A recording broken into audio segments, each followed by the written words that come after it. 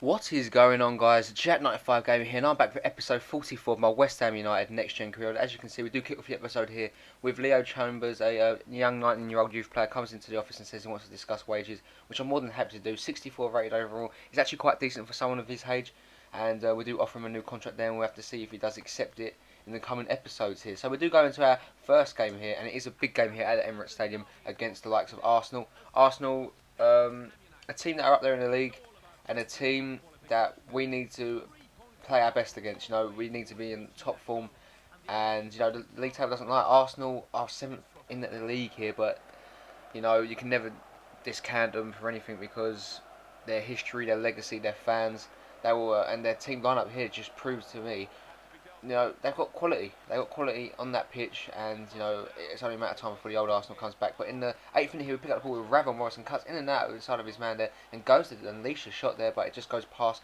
the post of Wojciech Szczesny there, and it goes harmlessly wide, and Arsenal do get let off here. So very interesting start to the game. Ravel Morrison with a lively start, but causing the Arsenal defence and Garson goalkeeper no problems so far. But Matete picks up the ball here for us, flicks it into the path of Zakaria Bakali, through on goal 15 minutes in, and does give West Ham a big 1-0 lead in this one. Really good goal there from the Belgian man. You know, he has been quite a good signing for us since coming in, since January. Obviously getting rid of Aidan McGeady was a big blow for us. You know, we didn't really want to lose Aidan, and you know he was proven to be a really good player for us. But like I said, you need to get rid of some players. You know, Aidan McGeady was about 28 years old, coming into that stage where they start to decrease, and that's what I really don't like in career mode. Even though he was on top of his game, sorry guys, I got the hiccups. But even though he was on top of his game, um, he had to go. And getting Bakali in the fresh young talent of Bakali, I think has really helped us out, and he's proven it there with 3 goals in the Barclays Premier League since joining from January. That's great on my point of view. But Dulcie puts the ball here for Arsenal, trying to get back in the game in half an hour mark. Just gone, plays the ball into Edin Dzeko, and his header goes past Adrian, and the Bosnian international does get the goal for his team and gets Arsenal back on terms in front of the Emirates faithful. And you know it is a good goal. I'm very proud to say that it was coming. You know, you can never, like I said, discredit Arsenal. No matter what form they're in, they're going to be scoring goals. So you know, we have to be our best performance defensively, and we just wasn't there. As you see, a ball comes in from Sebastian Rodriguez, looks for Suso, heads it back into Christian Benteke there, and his header actually goes over Wojciech Szczesny, and he scores a header of his own, the big man, and gets his goal. So both of our two target men strikers do what they're supposed to do, and they do get the goal for the club. So West Ham find themselves back on terms, and you know back ahead in this one, so it's really good to see. And when the team's in this great bit of form, you know you can really back us to get more goals in this one. You know it just depends on how the team performs in this game. A team like Arsenal, they can perform brilliantly, and you know what they got on the pitch, they're going to score goals if they're having a good day. But if they're having a bad day, they're going to concede goals against a team like us that are very physical and like to play down them flanks and attack down them flanks constantly. But 14 goals in the Premier League this season for Christian Benteke. It's been a far great season for him since joining West Ham. But he takes a shot here and it just hits the post and bounces away from Wojciech Szczesny and away from the goal there. And Arsenal let off very easily and very lightly there. It could have easily been 3-1 from that Christian Benteke shot. Look at this. You know, there's a bit of power into it. You know, it takes a while to show the ball, but it does come off the post there.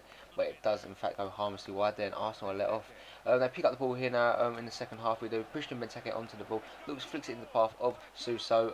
Obviously, needs to score in this game to complete the 3 of the attackers scoring. But unfortunately, his shot does hit the goalkeeper and does go out for a corner. But good save there from Szczesny. You know, he needed that to get his confidence back up in this game. As you can see, Benteke picks up the ball here, plays it into the path of Suso. Suso cuts inside his man. Can he make it the 3 Musketeers?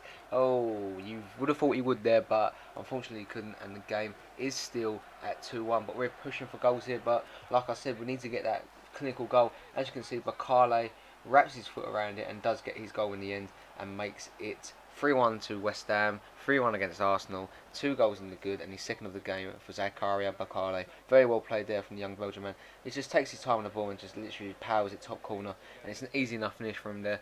And it's looking like our title charge is back in full swing. Obviously, we had a disappointing loss against Reading at the start of the season, well, at the start of the last episode, and you know it really did knock our chances, maybe.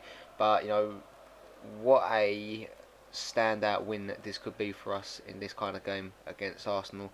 Very good side Arsenal are. You know, like I said, you can never discredit them because they are probably still one of the best teams in the world. but they're just not having a good season at the moment. You've seen United have it in real life this season. But as you can see, a poor kick here from Wistek Szczesny falls to the path of Bakali, plays it into the path of Sebastian Roda. Roda's had a good season for us too, actually. Roda cuts back inside, looks to play it into the path of Suso Bakali, and his header just goes wide there. And like I said, they just had a poor game defensively, and that could really hurt a team, you know, if they're having a bad day. And this was a bad day for Arsenal, in my opinion. But Benteke picks up the ball here, flicks it into the path of Fernando. Fernando through on goal here. Can he make it 4-1 and put Arsenal to sleep? It looked like he could, but he just couldn't do it. The Brazilian DM that arrived from Porto on the free. And you know, it does annoy me a little bit. You know, I really think you should be finishing that. And you know, if these goals come back to these chances come back to like that we've missed to haunt us, that's going to really annoy. But Benteke gets a chance here to make it 4-1 to West Ham. Takes the ball down, and easy enough finish from the big Belgian man. Does get his second of the game and makes it 4-1.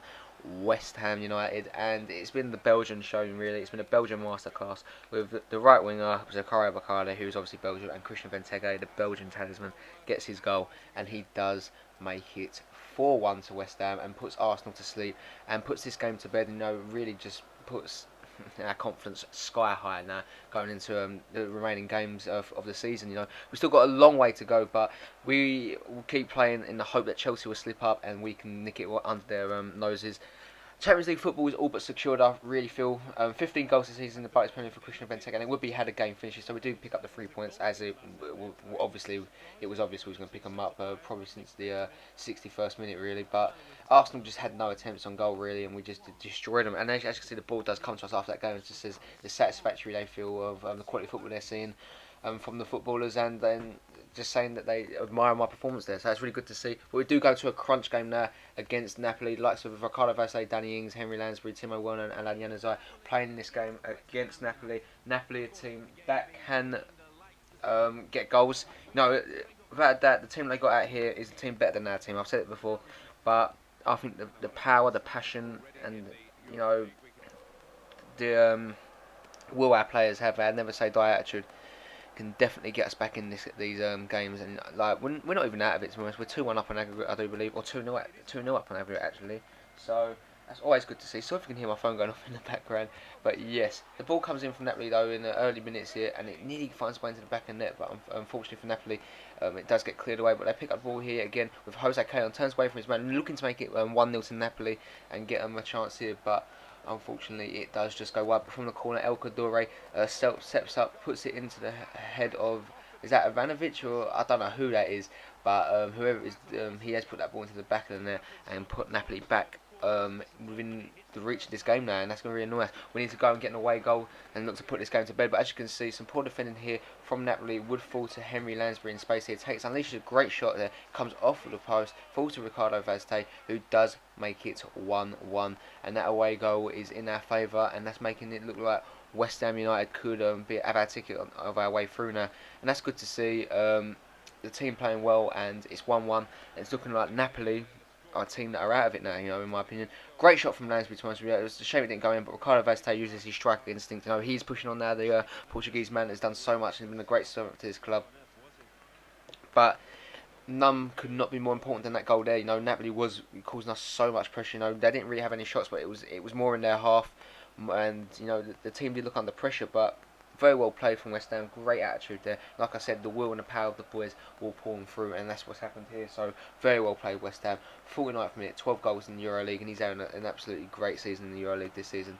We pick up the ball here in the second half. Danny Ings on the ball here, looking to make it 2-1 West Ham. It does get cleared away. It falls to Henry Lansbury though. Obviously it did ricochet off the post. Falls back to Danny Ings, takes the ball down, just wallops that into the back of the net to make it 2-1 West Ham. 2 away goals, 4-1 in aggregate, and Danny Ings may have just booked West Ham's ticket into the next round of the Europa League here, and that is big for West Ham United as a team. That's big for West Ham United as a club, and that's big for West Ham United from the fans' point of view and as a company, because West Ham United, you know, every football team is a business, and a business getting to the next stage of things is always good to see, and I'm very happy for the Hammers there, and like I said, it's very well deserved because the team are just in the form of their life at the moment. The way we're playing, the way we're performing, and the way the team just has a never say die attitude, really, it's good to see. And 2 goals in EuroLeague for Danny Ings this season. The man that's come from the Championship and had an absolutely dream start to his career for us. He gets paid through here, looking to make it 3-1 to West Ham.